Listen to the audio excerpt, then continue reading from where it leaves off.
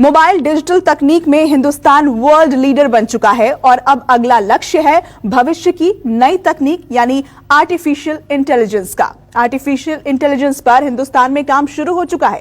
PM Narendra Modi ने सोमवार को responsible artificial intelligence for social empowerment यानी रेज 2020 समिट का उद्घाटन किया। इस वर्चुअल समिट में पीएम ने उम्मीद जताई कि आने वाले दिनों में हिंदुस्तान आर्टिफिशियल इंटेलिजेंस का हब बनेगा।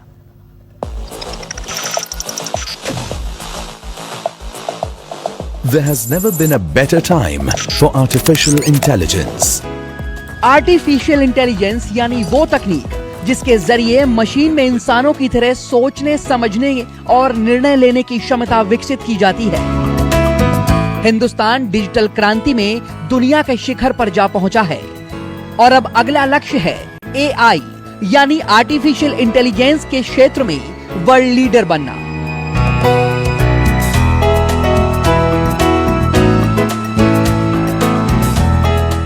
सोमवार को पीएम मोदी ने रेस 2020 के वर्चुअल समिट का उद्घाटन किया तो अगला लक्ष्य आर्टिफिशियल इंटेलिजेंस का ही था।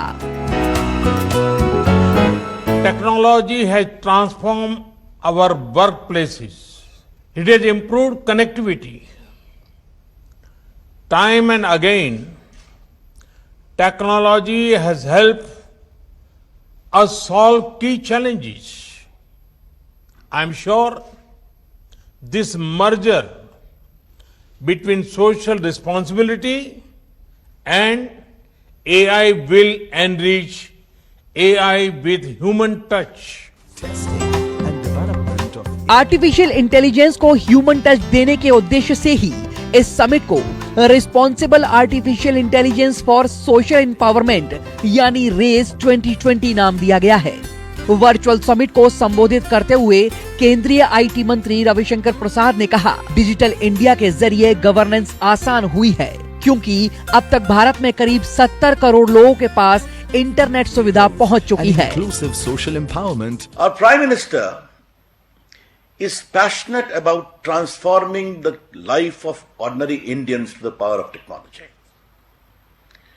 And when he gave us the theme of Digital India, 6 years down the line, we see how it has improved governance, be it digital delivery of services, direct benefit transfer, e-hospital, digital market for farm produce, or digital literacy or digital payment.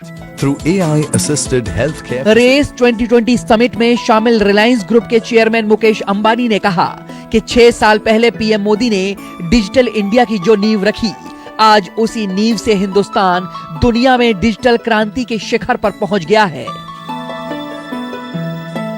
6 years ago, sir, you launched the Digital India mission and made it a top national priority.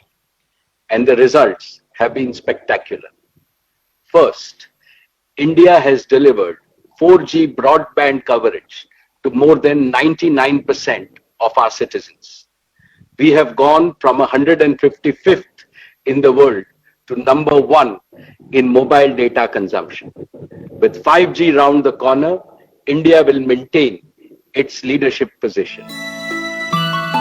इस summit का मकसद स्वास्थ्य, शिक्षा, कृषि क्षेत्र में परिवर्तन लाना है।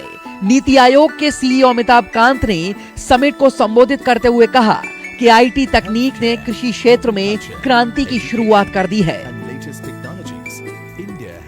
India has been able to create a vibrant digital goods and services tax, a dynamic digital payment, unified payment interface, a unique direct benefit transfer mechanism using biometrics with no leakages, and now a visionary digital health mission launched on Independence Day by the Honorable Prime Minister. यानी साफ है, PM Modi के vision से Hindustan digital युग में अपनी बादशाहत हासिल कर चुका है और अब अगला लक्ष्य आर्टिफिशियल इंटेलिजेंस का है। लक्ष्य बड़ा है, लेकिन तकनीक के युग की इस नई क्रांति में भी हिंदुस्तान अपना सिक्का जमा कर रहेगा। Bureau report, news 24। नमस्कार, मैं हूं मानक गुप्ता। अगर आपको हमारा ये वीडियो पसंद आया हो तो इसे लाइक और शेयर जरूर करें और हां, हमें सब्सक्राइब और फॉलो करना ना भूलें ताकि आप देश और दुनिया की कोई खबर मिस ना करें। तो जुड़े रहिए हमारे साथ और देखते रहिए न्यूज़ 24।